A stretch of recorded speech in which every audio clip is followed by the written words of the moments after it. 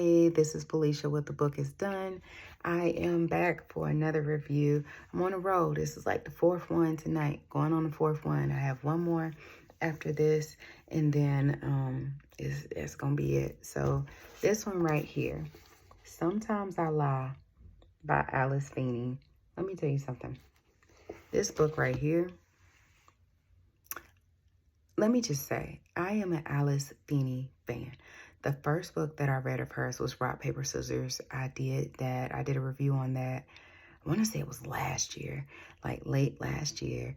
And apparently the book had just been released. When I tell you that book blew my doggone socks off. Blew my socks off. So, that book had just been, that another book had shortly been released after that called Daisy Darker. So I read Rock, Paper, Scissors by Alice Feeney, and then I read Daisy Darker, and I did that review as well. And that book was so good. Just the twist, not just solely at the end of the book. The book, of course, is like the climax of the whole entire book. But, excuse me, y'all know I can only do these normally when it's evening time. So, it's been a long day, but in all things, Daisy Darker was such a good book. So Sometimes I Lie. This came out years ago. This book, of course, came out before Rock, Paper, Scissors and Daisy Darker. I want to say it came out in like 2012, 2013, and she has other books after that, of course. This book came, oh, well, not too bad. It came out in 2018. So she has other books after this one as well, His and Hers, and I see the book cover. I haven't read that yet. I have His and Hers on my bookshelf over there, but the other one I haven't read yet. She has a book coming out in August, which I cannot wait. I think it's called Bad Girl Good, or Bad Good Girl, or Good Bad Girl. In all things, it comes out in August. I'm ready to pre-order it. It's going to be worth reading it. Back to Sometimes I Lie. So this book, triggers in this book,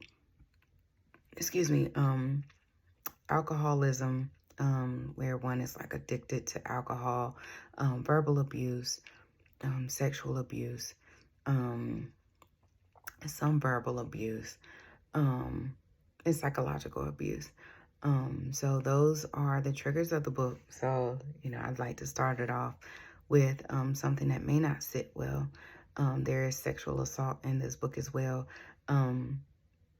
So much so where I almost did not finish the book. It was just that intense. So this particular book, it's not for the faint of heart.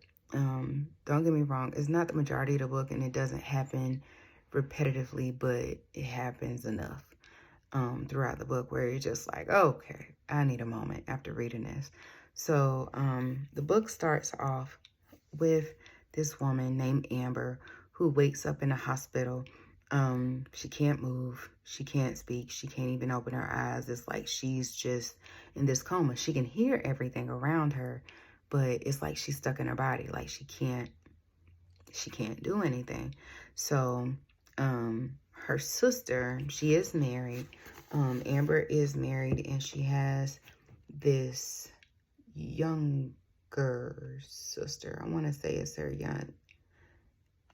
younger sister, because Amber is the oldest. Claire is her sister, and then her husband, Amber's husband, his name, let me see, she cannot remember. And this is the same thing where I read this book late May, early August. And so early August, listen to me, late May, early June. And so please forgive me. So her husband's name is Paul, and they are together, so Amber worked, she was like a journalist. She was kind of like in between jobs trying to find her way. And she, it was like she couldn't keep a steady job, or she just couldn't. And so her husband is like this writer or journalist. Well, no, he's an author. He's an author of books. And so Amber, she works for this, she works within the television broadcasting field. And she's not really a co-host, but she is a frequent enough person or anchor, co-anchor, if you will, on this TV show where the main host is Madeline. And Madeline is just not so nice. She's not so nice. She's irrelevant, but she's not so nice. So, fast forward, Amber's in this hospital. Paul is there. They're trying to figure out like what happened. I guess like he's just, the accident either just happened like the day before the book actually starts, or maybe 2 days before. And so Paul is trying to figure out what is going on.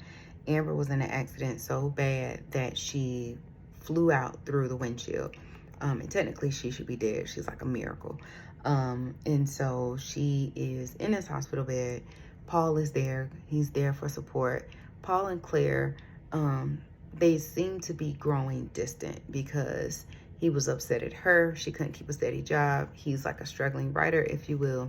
Claire, the younger sister, she's married, and Amber viewed her as like the poster child. Like, parents loved her more than they loved Amber, even though she's the oldest. And Claire was married with a husband. She had twins. And I want to say they were like maybe 9 months to a year old twins, a girl and a boy. And so, in a sense, it was like Amber believed that Claire was having an affair with her husband, because there'll be times where he has like this shed in the backyard where, kind of like a man cave, if you will, but it's for him to write books. And so, you know, he would drink alcohol just a little bit, and Claire would come over with some wine, and it just seemed really suspect, like really suspicious. And so, meantime, all of this is playing out. Amber cannot remember what happened. She cannot remember what happened at all. But it's like she sees this little girl, and she's like, where's this little girl coming from? So, you know, it just goes throughout the story. Amber is just miserable at her job, cannot stand Madeline. She knows that Madeline is not a good person. And so it just really tells a story of what all is going on in the hospital. I want to say that this is over the course of the book, of her being in the hospital, maybe like a few weeks, if that. A month will be pushing it. So let's see, Claire and Amber, I have to remember, because I want to say Claire's, and I don't want to give too much of it away, but I want to say somebody's parents, Paul's parents. It has to be. Paul's parents will come. No,